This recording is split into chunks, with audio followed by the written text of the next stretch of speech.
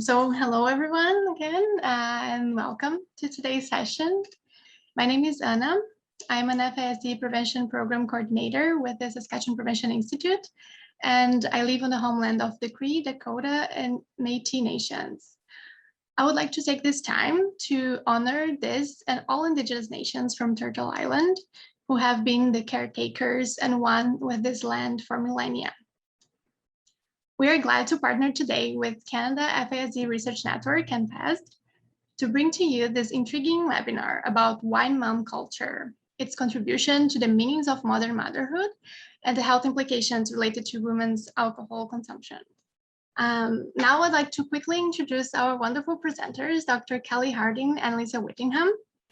Dr. Harding received her PhD in interdisciplinary rural and northern health from Laurentian University in Sudbury. She's a research associate with CanFASD and an adjunct faculty in the psychology department at her alma mater. She has been involved in the field of FASD since 2010, mostly through research and working with families raising children with FASD. Lisa is a PhD candidate in the Department of Child and Youth Studies of Brock University. She has been active in the field of developmental disabilities for over 15 years in multiple capacities, including board-certified behavior analysts. More recently, Kelly and Lisa have been exploring this new and exciting field of research, and I think we're all curious to learn what they have found out so far. So Lisa and Kelly, thank you both for coming to share it with us, and I'll pass it to both of you now. So thank you all so much for joining us today and being here in the middle of the summer. Lisa and I are very excited to talk about this work that we've been doing for the past couple of years. And so our presentation today is entitled WineMom, Humor and Empowerment, or Binge Drinking and Mental Health Challenges. And before we begin, we would both like to acknowledge the land and the people where Lisa and I are both situated. So I am in Sudbury, Ontario, which is on the Robinson-Huron Treaty Territory and the traditional lands of the Atikameksheng Anishinaabeg people. And I am here in Niagara, and I am in the in the land covered by the Upper Canada Treaty, and that is the traditional territory of the Haudenosaunee and the Anishinaabe people. We'd also like to thank our co-author on the work that we have been doing, Dr. Carrie McGannon at Laurentian University, for her contributions to the work and the research that we're going to speak to today, and also to the Canada FASD Research Network that very generously financially supported the work in relation to our Instagram research that we're going to speak to. So Lisa and I together, as we present, are going to jump back and forth throughout the presentation. So we're both going to talk about different components of the work, and at the end, feel free to pose your questions to both of us together. So our learning objectives for today are first to understand the role that social media plays, and in particular Instagram, in terms of women's alcohol consumption as part of this larger wine mom culture that we're going to speak to. And I'm sure that many of you here today have heard of, have seen in some capacity, whether that's in your work, in your personal lives, sharing of memes on Facebook, on Instagram, and so on. We're going to speak to the dichotomy within wine mom culture of, on the one hand, this idea of humor and coping and women's empowerment and choice, coupled with concerns about mental health and substance use. And then we're going to think through together how wine mom culture is part of FASD prevention, and how leveraging wine mom culture, or understanding it and thinking about motherhood as a moment for change, can be a moment to help women think about stopping or reducing their alcohol consumption. So to start us off, I'd like to very briefly talk about the role of alcohol in women's lives. It's very difficult to talk about wine mom culture without first recognizing the normalized role of alcohol in Canadian society, North American society, and across the world in general.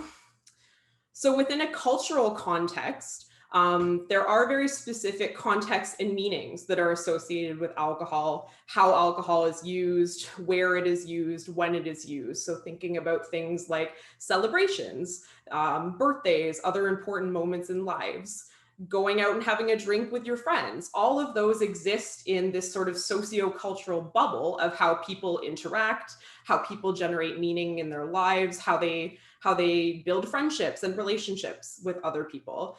And a lot of the way that we think about alcohol today is also based in historical attitudes about how we viewed alcohol, and in particular, women's alcohol consumption. So if we think in terms of traditional values and perhaps some lingering paternalistic ways that we viewed women's alcohol, was very heavily viewed from this morality lens. So the idea that women who drank were neglecting their husbands or their partners or their children, and blaming mothers and judging mothers for their alcohol use. The idea that women and mothers have particular roles that they are expected to fulfill in their lives, and things that they quote unquote should be doing.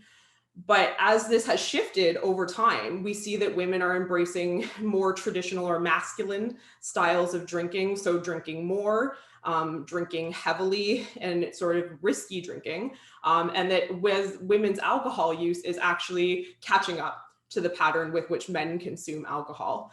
And so part of this has also been in the mid to late 1990s, when the alcohol industry very strategically began targeting women as consumers of alcohol, or sometimes what other scholars call the pinking of the alcohol industry. So things like mommy's night out, or girls' night out, or mommy juice, and all of these pink, pretty, very feminized ways of marketing alcohol to women. And so today, as I mentioned, we do see the changing patterns of women's alcohol consumption in Canada.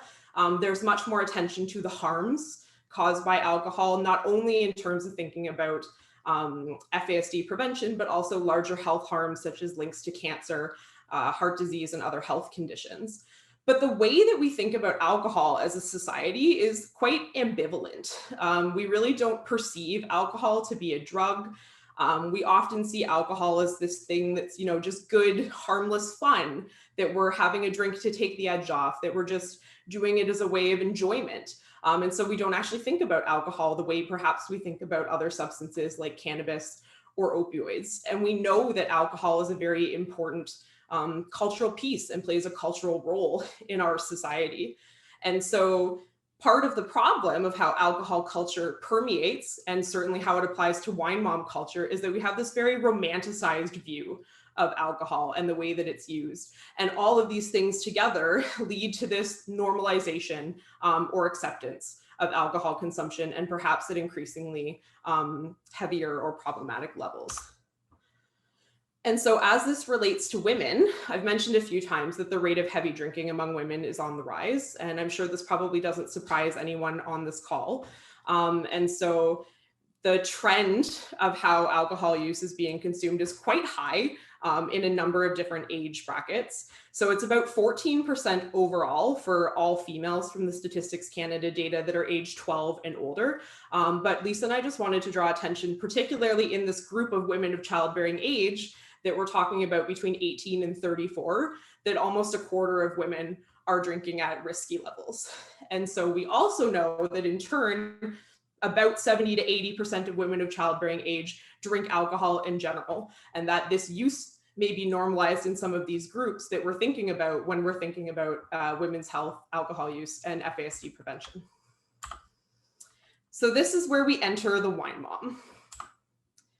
So I'd like to pose a question to all of you. I know it's difficult to sometimes participate in webinars, but I'm hoping that you can put a few of your thoughts in the chat box to the question, what do you consider to be good motherhood?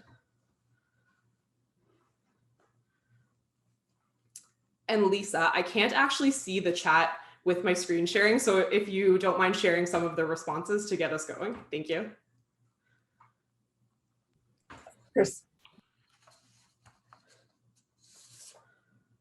So one person said being present, happy, resilient kids, being present for your children, being available to your children, caring and loving, responsive, being attentive, engaged, attentive, balanced, taking care of them and myself or the parent, attentive.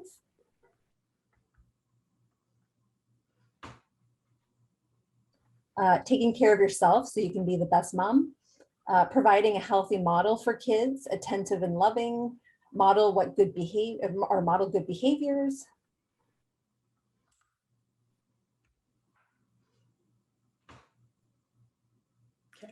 That's great.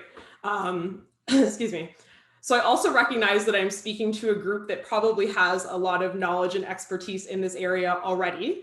And so I always find this to be a very interesting exercise that brings forth some of our own internal biases or attitudes about things that we may feel about how women should behave, about alcohol as sort of this contested thing around motherhood. And so I loved that some of you said things like being responsive to yourself or taking care of yourself so you can be the best mom. So you're already thinking about the mothers in this picture. But when I do this, a lot of answers we get are child-centric. So the idea of these norms of motherhood, that it's the mother's idea, or mom has to be the super mom. She has to do everything for her partner. She has to do everything for her kids. That mothers are expected to self-sacrifice and put everyone else's needs above their own.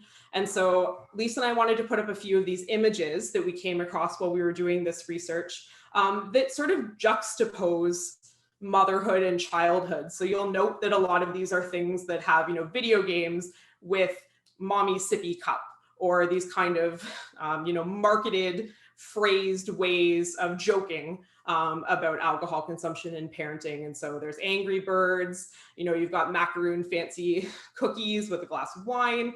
And so that a lot of these kind of play off or riff off of this juxtaposition of how we think about good motherhood and raising children. So I just wanted to put those there to get you thinking before we do kind of a deeper dive into some of the other images and what we found. I also like to do this. So if you just Google WineMom, these are some of the things that come up. So you have a GIF of Julia Louis-Dreyfus kind of maniacally waving her bottle of wine. You have this image of Amy Schumer, and I've seen many different variations of this, of these giant wine glasses that hold an entire bottle plus of wine, and joking about how you're having one drink. But really that's quite a few drinks. And then this idea that you can actually have something that you put the wine into and literally drink the bottle with the glass. And so, finally a glass that fits my needs. And so this is a trend or a theme that we're going to come back to quite a bit of. It's humorous. I'm sure at some point we've all laughed at these kind of images when you've seen them. Depending on your mindset, it might really speak to where you're at. But at what point does this really become problematic? At what point are we actually talking about perhaps a clinically significant level of mental health concerns or substance use that warrants interventions? And how do we help women identify that and think about their drinking? And so there's a few different definitions that exist of wine moms, but this kind of standard one is that it's someone who drinks or likes a drink to take the edge off of parenting. But one thing that I think is quite interesting about wine mom culture, and we'll come back to it a little bit at the end, is that you don't actually have to be a mother to be part of wine mom culture.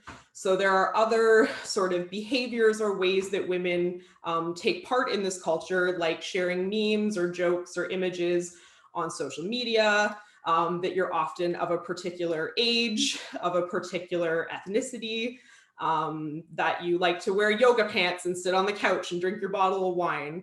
And so although a lot of the tropes are particular to the challenges of motherhood, that the culture is actually more diverse than just motherhood per se.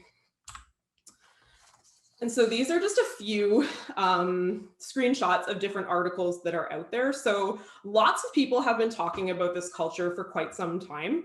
The term wine mom itself sort of came to be in the mid 2000s, early 2010s, when this sort of more so emerged as a thing that existed on social media. But the parenting article there, the Why Mommy Drinks, Scary Truth About Wine Mom, was actually the first article that I saw that really spoke to me and actually drove me to look into this work more critically. So although there is a lot of writing about it sort of in popular culture, and things like The Atlantic, the New York Times, and so on, that it actually hasn't received a lot of academic interest or sort of research interest until more recently.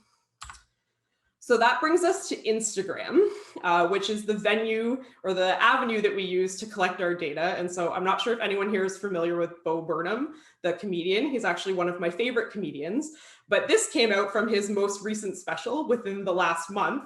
So I'm not going to play the whole song. I just wanted to play a little snippet of it to sort of get you in the mood for the Instagram images that Lisa's going to share. But I thought it was quite interesting that the thumbnail for this video is Bo Burnham riffing off of WineMom culture. So he's wearing a shirt that says "may contain wine." I wanted to play that kind of as a funny thing to show you, but also as an example of how this really permeates in media. So, you know, we as researchers have picked up on this, but certainly other people who create content are also noticing this trend of these kinds of images and this culture on Instagram. And so the song is called White Woman's Instagram. And so Lisa's going to speak to some of that a bit further. So I will pass it on to her at this point.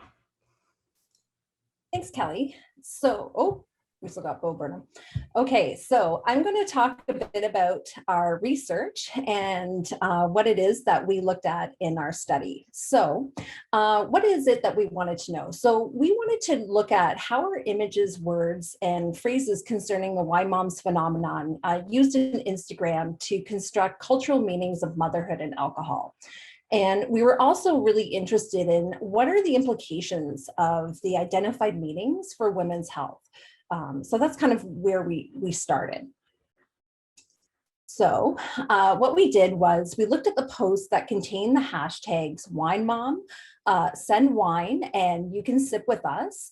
And, you know, we kind of reviewed the images together as a group and we discussed what we saw. So when we looked at the images, we found that generally there was two categories of images. So the first category was or contained moms with their children consuming wine. And then the second category was images of moms who were consuming alcohol in the presence of their children. So children being present kind of seemed to be one of the ways that the images were divided up. So we then selected 20 images per category for a total of 40 images and kind of just analyzed what was in the image, what was in the text that accompanied the images, what were the hashtags used, and what were women saying to each other in regards to the image that they were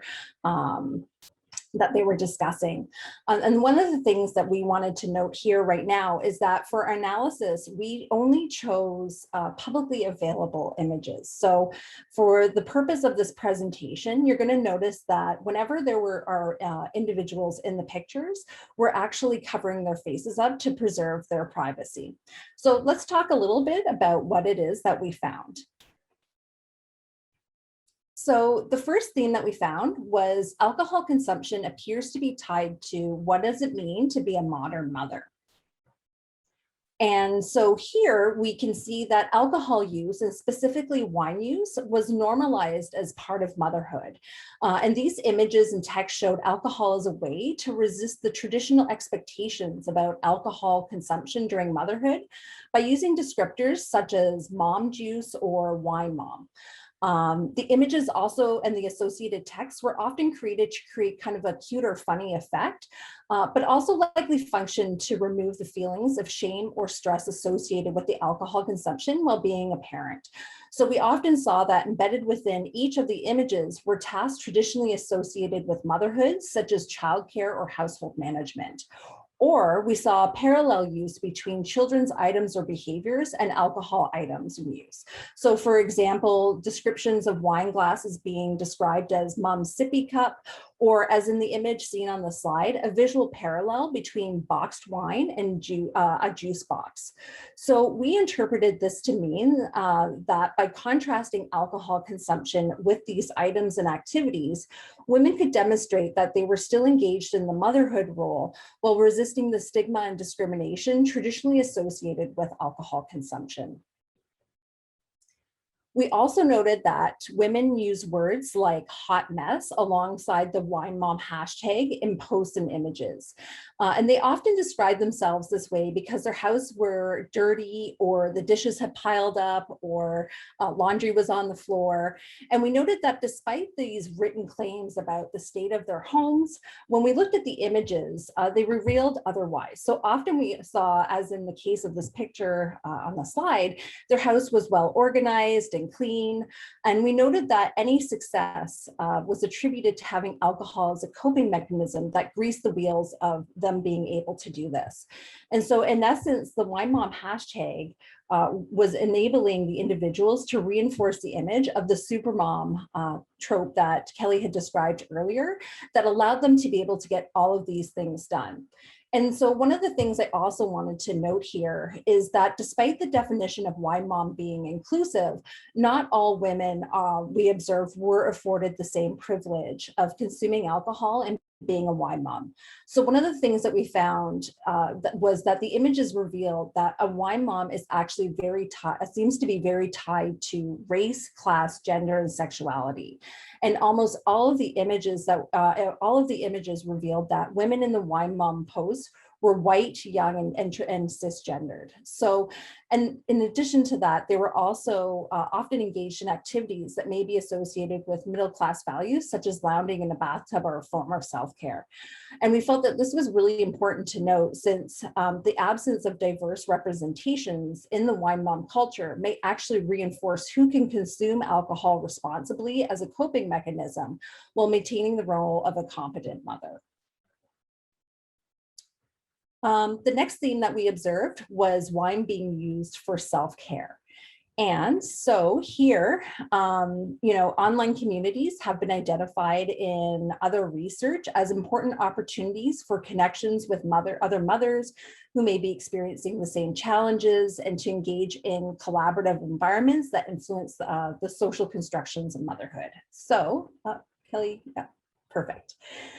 So we found that Instagram was no different to other forums like mommy blogs or forum sites. And in our analysis, we found that Instagram and wine was often used as a way to connect with other like-minded women. So for example, one image used to sell a product featured an image of 4 women, as you can see, sitting in the driveway consuming wine to celebrate their children heading back to school at the end of summer. So while this image may be considered problematic, given this image is being used to sell a product called the Guzzle Buddy for binge drinking, it also demonstrates that the wine mom community provides a social connection that women both want and need. And the next slide, our observations about the need for connection was also seen in the text accompanying images. So we observed that many of the women commenting on the images were expressing frustration about their lives as well. So for example, in this one image, a mother sarcastically notes that it was cool that her child didn't want to eat all of their meal and that it paired well with her wine. So she says, no, it's cool. I was totally craving half-eaten chicken nuggets and carrot sticks. And if you, unfortunately, you can't see the comments, but the comments revealed that a lot of the mothers shared that perspective with comments such as, been there, done that, I've had the same dinner. And so again, this is kind of indicating that women are finding this camaraderie in this under the Wine Moms hashtag. The final theme or sub-theme that we noted that was at play under self-care was a play on the wine, which is as in whining, and then wine as in the drink. And so you can see that in this image. So several of the posts also commented about motherly responsibilities and that alcohol was a suitable way to unwind at the end of the day. So similar to the posts about the challenges of keeping up with household management and parenting, again, you can see here that the child is well kept and, seems to be posed in this picture. So despite this idea that children are being unruly, there seems to be evidence that children are quite disciplined and listening to their parent as well. So while many of the images and posts were fun and light, we did note that there was a darker side to the Wine Moms hashtag by which women were genuinely expressing distress and challenges with coping with the role of motherhood. So several of the posts using the hashtag WineMom alluded to the poor ability to cope with the roles ascribed to motherhood. And these women expressed, often through humor or self-deprecation, that they were looking for alternative ways to cope, either through alcohol consumption or finding some camaraderie through the WineMom community. So for example, in this post, this mother joked about taking a bath and not using it as an opportunity to kill herself. She wrote, "Don't drown yourself. It might seem like a good idea, but it's generally a frown upon." And then as an alternative, the poster or the woman suggests that it would be more appropriate to pull out a nice bottle of rosé. So the associated hashtags with this post identified that the use of wine in this context was a means of taking a break and engaging in self-care, but also indicates that perhaps some women are having some difficulties coping. In another post here, we can see another mother noted that after a week she's probably going to drink the box of wine. And again, using humor to defect from the fact that she felt the need an entire box of wine was needed to cope and manage with her responsibilities. I'll also point out here that if you look at the picture, and we'll talk a bit about this in a few minutes, the towel says, "Alexa, bring me wine." And so we'll come back to this in a minute. Finally, another post captured a woman looking into empty bottle of wine, like a telescope, with the caption reading, "The answers may not lie at the bottom of a bottle of wine, but you should at least check. Hoping this bottle tells me how I'm going to get through my to-do list this week." So again, consider together these three examples indicated that women may be feeling very overwhelmed, and wine represented an efforts or an effective means of coping. And so again, the message that alcohol, and in particular wine, is a solution is normalized and reinforced. And this message is really important in the context of the mental health literature, which has identified that alcohol should not be used as a means for coping. And as others have drawn attention to in parenting magazines and the like, that the wine mom culture may actually be hiding or masking problematic drinking in women. The other thing too that we noted is that increasingly in popular media, former wine moms are also using the wine mom hashtag to share their stories of how participating in this culture led them to develop problematic relationships with alcohol. And so I'm going to show you a brief clip now from Good Morning America. And so it just kind of captures a bit of a story of a woman who's talking about how alcohol, the relationship between her drinking and the wine mom culture.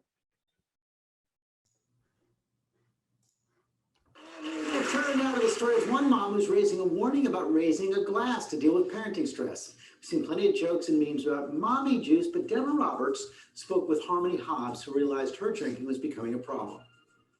The mommy wine culture is alive and well. Who can miss the endless products and mantras like mommy fuel or I whine because my kids whine? Those memes defined life for Harmony Hobbs, a Louisiana mom of 3, until she says she made a sobering discovery that she couldn't handle life without alcohol. I would drink a lot at home with wine, just like a glass or two, and I'd feel better. And then I'd get the kids to bed, and then I would drink like the rest of the bottle and start on another one. So a bottle and maybe a bottle and a half. Right.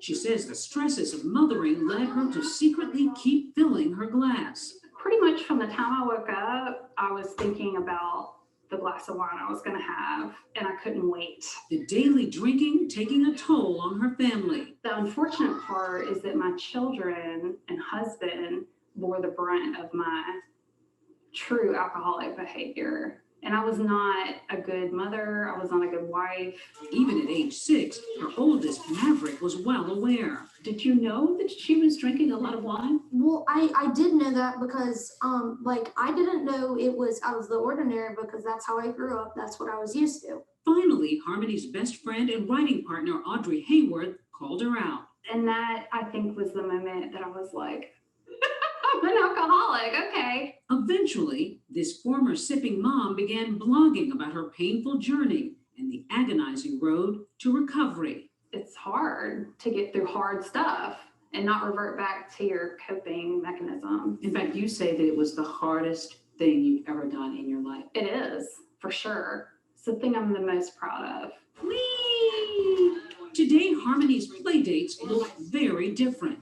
Laughter without libation and a network of supportive friends. Harmony Hobbs trying to create a new kind of mom culture. Sobriety. Hopes that others will join in. I'm very proud of her. What are you proudest of? I'm proud that she overcame addiction and then helped, like, inspired others with her story and helped possibly inspire them to stop drinking. For Good Morning America, Deborah Roberts, ABC News, Baton Rouge, Louisiana. So as you can see in this video, there are women who are starting to think about and talk about the impact of wine mom culture and the role that it plays in their alcohol consumption. And so similar to what we saw in the video, we also found images and posts on Instagram indicating that there was a developing counterculture or counter narrative promoting sobriety and quitting the wine mom culture. And so it's interesting that these images were also posted using the wine mom hashtag, indicating that these women are making a concerted effort to infiltrate the countless memes and images promoting alcohol consumption.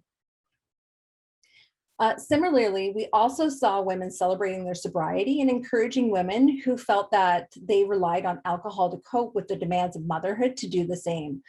So for example, this person wrote, "So many of you have reached out to me and said that this is you, but you can't think that don't think that you could give it up because mom life is too hard.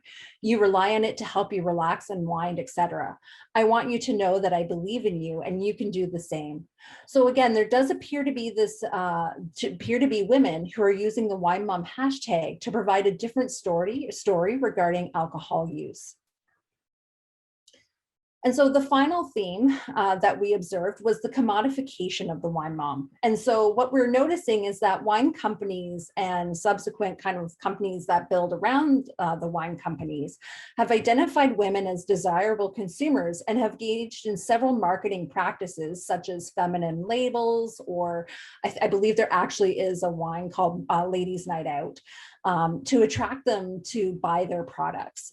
And so businesses, specifically wine companies, have identified that there's a target market here, not only for wine, but for accessories like the Guzzle Buddy or that Alexis Bring Me My Wine towel that have wine-related slogans that women are willing to spend money on.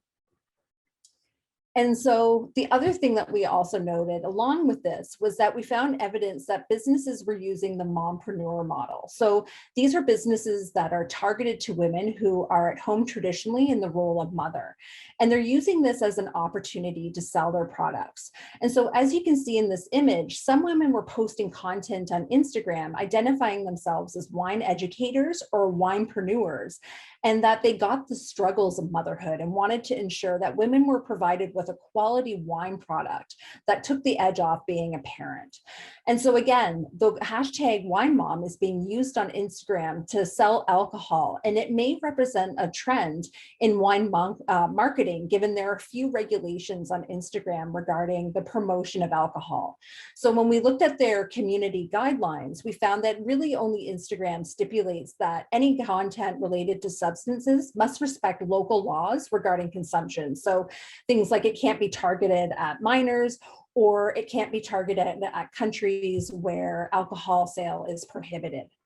And it's as an aside, it's also interesting to note that we also saw one or two examples of US substance abuse treatments were also, US substance treatment centers were using the hashtag wine mom to promote their services, but in considerably less numbers. So again, we're starting to see this kind of counter narrative coming in from the kind of sales side as well. So I'll turn it back to Kelly. Thanks, Lisa. So the last piece we wanted to talk about was also how wine moms fit within this lens of FASD prevention. And so I'm not sure if any of you actually caught it in the image that Lisa showed, the second sober culture image of the woman who was celebrating with the mocktail. But the first thing that text actually says is about being 4 months sober and she's not even pregnant. And so even in a culture where women are trying to fight back about the wine mom hashtag, we still see some of these things that we talk about in the FASD world of how women inherently have to defend their choice not to drink. And the assumption, or the first question that women are often asked is, what, are you pregnant or something? And so within this wine mom culture, there are ways that women who are pregnant are still participating as part of it. So some of the examples we saw were around baby announcements. So you see the wine glass and the wine cork on the one side, and then the image and the wine glass saying don't refill until September. So again, immediately drawing attention to the fact that, okay, now I'm pregnant, now I can't drink. And that's the way that women are choosing to share their pregnancy on social media with their friends and their family. We also see alcohol come into play in terms of baby showers. And so actually using things like a tiny bottle of wine as a gift, as a shower gift for your guests. And so announcing the sex of your baby, saying it's a boy, and coupling it with a colored, sort of very gendered presentation of wine in that setting. And then there's also this interesting presentation of non-alcoholic drinks. So in terms of the way that the images look, if you look at the one with the 3 mocktail or zero alcohol content wine and champagne, that the way in which the image is presented very similarly parallels the wine mom images. So it's pink, it's got polka dots. It's all pretty and fancy in the way that it's shown.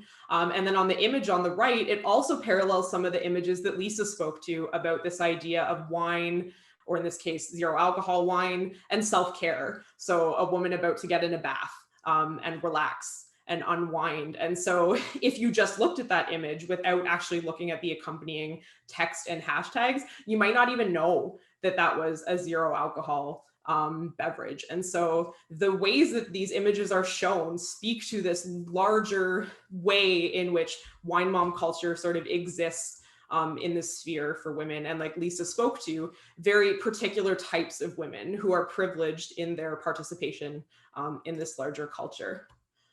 And the last thing I wanted to flag and speak to was actually alcoholic beverages and pregnancy. And so this one post from Sprout is actually from Facebook, and it's one of the first images that a friend and colleague actually shared with me. And so I remember the day she texted this to me and said, hey, I saw this on Facebook. Have you seen this? And so this is, meant to be a support for pregnant women and to get information and evidence-based information about pregnancy. And so it's got this idea that we're cheersing and we're celebrating the long weekend with a message that's very much embedded in this kind of feminist lens, or this tension that we always feel between women's choice on the one hand and FASD prevention on the other. And it's very unfortunate that that is how that often plays out, because they are not mutually exclusive, and we should be able to and can be able to have those discussions together. But the way in which this image is presented is that, it's totally the mom's choice, and it's really fighting back against those judgments and that sort of blame-based perspective that many people feel and shame women who use substances. And so this is part of this larger conversation that we need to be having about why women drink, what is happening in women's lives that is making them feel like they need to cope and reach for that drink. And that's perhaps a much more difficult thing for people to deal with or to address. And so the other image here is also from Instagram. And so it is a very pregnant woman. I think in the post she said she is 9 months pregnant. And she said, I read online that I can have a glass of wine and it will help induce labor. So this was her having a glass of wine at the end of her pregnancy in the hopes that it would lead to delivery. And so also part of this larger spreading perhaps of misinformation, the ways in which women are sharing that on social media with their friends and their family, who perhaps are also in turn using that information as evidence, are building on anecdotal information. And so I think speaks to why social media is so important in this context of how people are talking and sharing information. And certainly that is not exclusive to alcohol use or substance use in pregnancy, but a lot of other issues in society today. And so thinking about FASD prevention and using the 4-level of prevention model, I wanted to draw attention to, I thought, sort of 2 ways that WineMom culture could be considered as part of this multi-level and multi-sectoral way of thinking. So the first is level 2 prevention, which is discussion of alcohol use and the related risks with all women of childbearing age and their networks, their support personnel, and so on.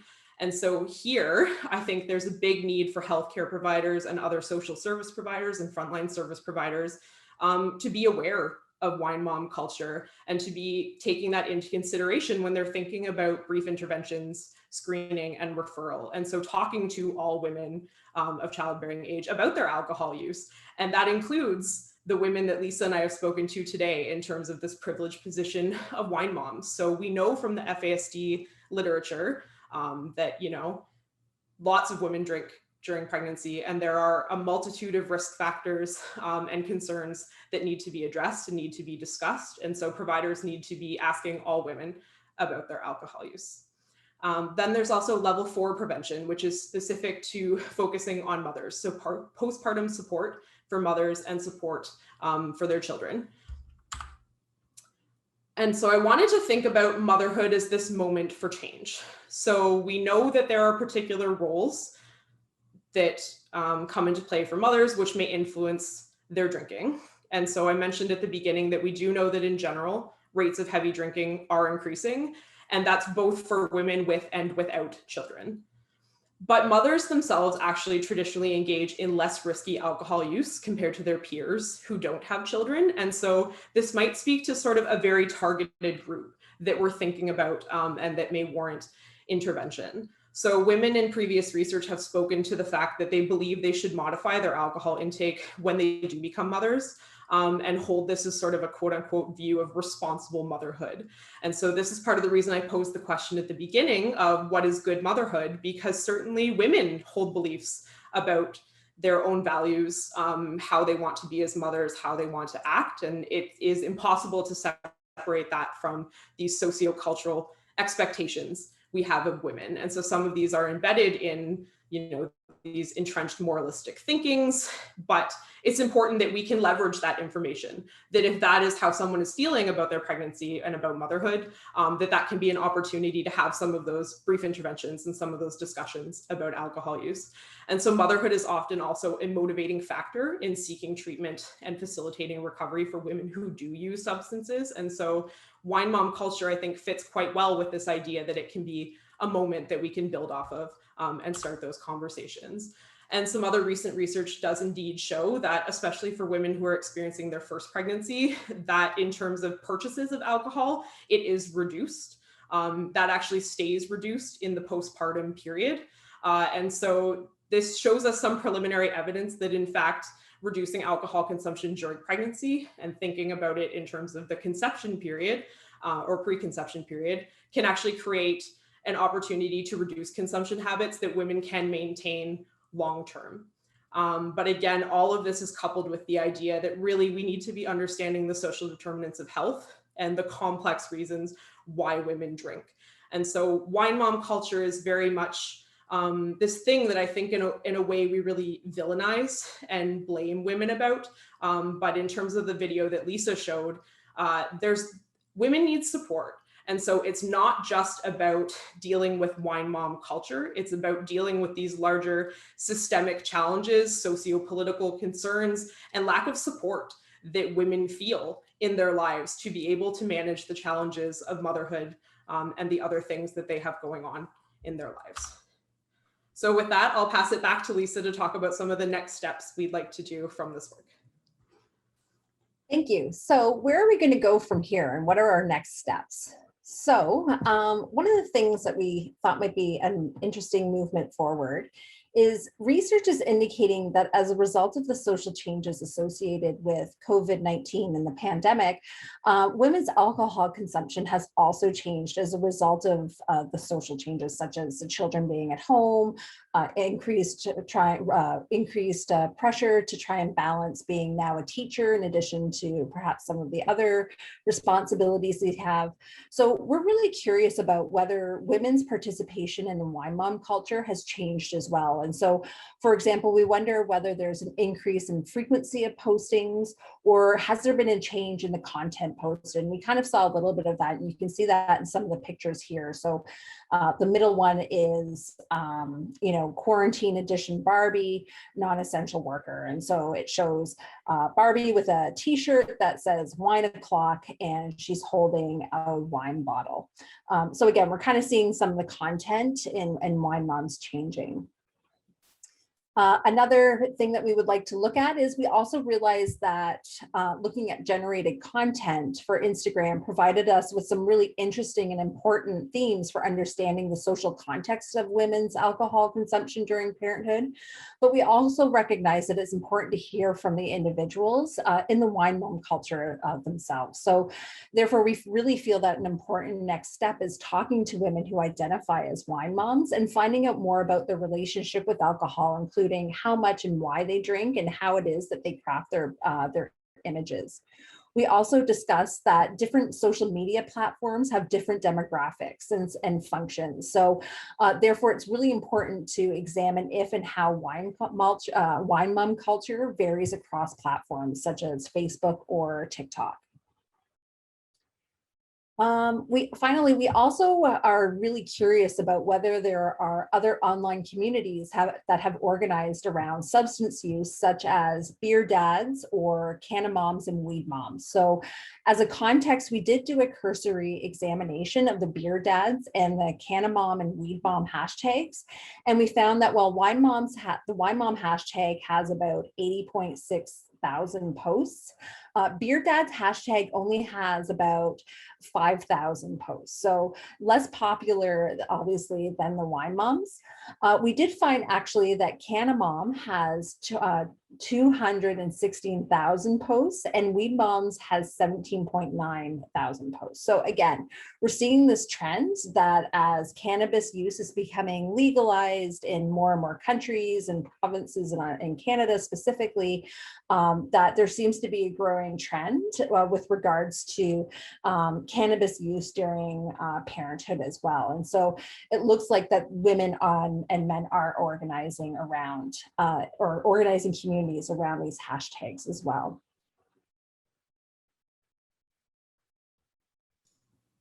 So this was the last slide that we wanted to end on, or what I always call the so what question. So we've done this work, but really, what are the important messages moving forward from this? And so the biggest thing is that clearly women and mothers are needing support beyond this wine mom culture. So on the one hand, it does seem to provide a space that is essential for women's connection with other people and with other women.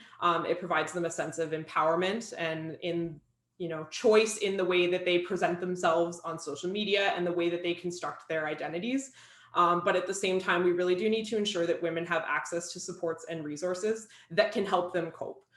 So understanding if the post is meant to be humorous in the moment, or if that is perhaps a more longstanding or sort of a concern around mental health and substance use. So for example, the image Lisa shared that was very pink, but then on the one hand, the text actually implied perhaps suicidal ideation. And so really being mindful of those kinds of presentations. I think the things that we have shared show you some evidence for the entrenched normalization of alcohol consumption, particularly among moms and this wine mom culture. And so as part of that, we need to continue to think through the role that social media plays in constructing norms of alcohol consumption, particularly for young women and girls and mothers. And so with that, I'd like to thank you all for attending today. I hope this was of value to you and of interest. It has certainly been a very fun project for Lisa and I to work on. So our emails are there as well as our Twitter handles if you'd like to reach out. And we're happy to answer questions now with the last 10 minutes or so that we have. So thank you. Thank you so much, Kelly and Lisa. What a fascinating topic and presentation. Yeah, it gave me lots to think about the population we're targeting with FASD prevention messaging, and those competing messages that they are out there and how appealing they may be, and the layers of complexity that you showed so well that are there about why women drink as a coping mechanism to begin with.